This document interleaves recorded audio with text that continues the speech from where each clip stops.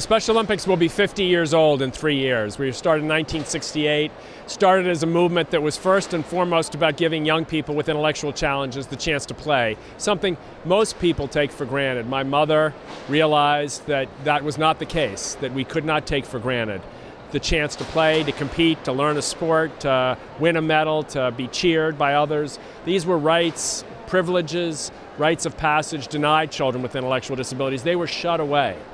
Here we are 47 years later, and we still encounter tremendous prejudice, mocking, humiliation, denial of medical care, denial of education.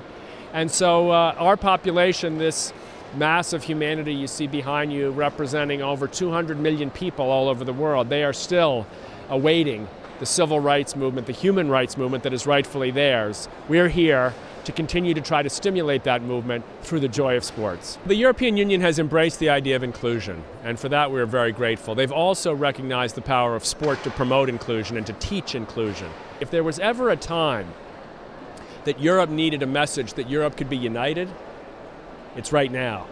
And here we have 58 nations of Europe, from Kazakhstan all the way over to Ireland, from the north to the south, all the languages, all the ethnic traditions, all the political traditions. And do you see division here? You'll see nothing about division. You see only common ground. Why? Because they've learned to play together. Our message for the future is let's learn to play unified. Let's teach children the power of Special Olympics unified sports from an early age in schools all over Europe.